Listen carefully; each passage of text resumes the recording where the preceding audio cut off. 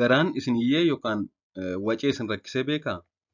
Wacuu yookaan iyyuu garaa maaltu fidaa? Akkasumas furmaanni maali kan jedhu haa ilaallu.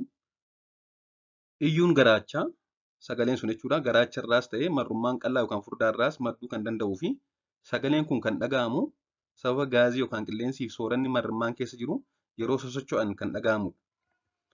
Iyyuun garaachaa yeroo hedduu kan rakkoo hin qabnee fi sababuma deemsa soorata bulleessuu keessatti mul'ataniin kan uumamudha. Haa ta'u malee beela'uun, ariitiin nyaachuun, humnaa ol nyaachuun, yeroo nyaatan qilleensa hedduu waliin liqimsuun waan kana caalmaan namatti baay'isuu danda'a. Dabalataanis dhibeewwan fayyaa garaachaa fi marrummaan huban yoo jiraatan sagaleen kun dhaga'amuu danda'a. Fakkeenyaaf nam tokko yeroo haqqeef baasaa qabu dhibee kana ni godhata. Yeroo akkasii egaa yeroo dhibee fayyaa qabaatu iyyuu qofa osoo hin ta'in dabalataan haqqee, garaa kaasaa, garaa dhukkubiif kan kana fakkaatu ni jiraata jechuudha. Iyyuun garaachaa yeroo hedduu rakkoo godhachuu baatuyyuu malee takka takka nama jeequu yookaan bakka jirrutti nama nu bira jiru jeequudhaan diskomfortiin nutti dhaga'amuu danda'a. Mee akka garaan nu hin wacne yookaan nu hin iyyine maal gochuu dandeenya manuma keenya keessa wanta jiruun kan jedhuu fi tokko dhugaatii gaazii qaban kanneen samsamanii warshaatti qophaa'anii gurguraman dhiisuudha. Fakkeenyaaf akka kookaa koollaa, peepsii, ambu'aa kanneen kana fakkaatan kanneen gaazii qaban kana dhiisuudha. Akkasumas soorata garaachatti qilleensa baay'isan kanneen akka baaqelaa, birookoolii, goommanaaf kan kana fakkaatan hir'isuudha. Akkasumas odeessaaf kolfaa nyaachuunis akka yeroo nyaannu qilleensi garaa keenya keessa guutuu taasisa waan ta'eef dhibee kana waan nutti cimsuuf yeroo nyaannu haasaaf kolfaa nyaachuu dhiisuudha. Garbiraan nyaata asiidawaa ta'an kanneen akka burtukaanaa, loomii, mandariinii, timaatimii, bunaaf kan kana fakkaatan hir'isuudha kan fayyadamu hir'isuudha.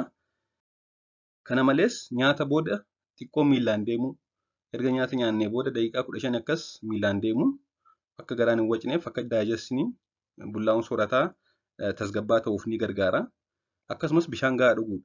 Nyaata booda bishaan dhuguun akka bullaa'uun soorataa sirraa'uuf ni fayyada waan ta'eef akka garaan hin iyyine ni taasisa. Kana malees shaayii zinjibilaan dhuguun dhibee kanaaf akka furmaataatti namoonni hedduun ni beeku kana taasisu. Akkasumas suuta nyaachuu qofa osoo hin ta'in afaan keessatti soorata caccabsuun liqimsuu. Suuta nyaachuu fi nyaata sirriitti afaan keessatti caccabsinee liqimsuun akka marrummaan keenya suuta dalagan taasisuun iyyuu garaachaa ni hir'isu. Kana malees immoo humnaa ol nyaachuu dhiisuu. Yeroo garaan keenya baay'ee quufu humnaa ol daayijestiniin yookaan bullaa'uun soorataa waan dalagaan itti cimuuf garaachi keenya yookaan marrummaan keenya ni waca. Kana malees nyaata nyaachuudha.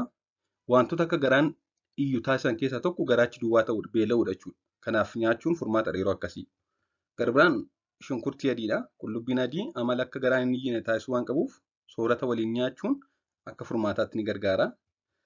Tarii iyyuun garaa immoo sababa infekshinii adda addaa nyaata faalame nyaachuuf kan kana fakkaatan yoo dhufe ta'e garaan namaa wacuun dabalata. Garaa kaasaa haqqeef garaa ciniinnaa kan kana fakkaatan ni jiraata. Yeroo akkasii immoo ogeessa fayyaa mariisuudhaan furmaata argachuun barbaachisaadha. Waan dhaggeeffattaniif galatooma turtii gaarii.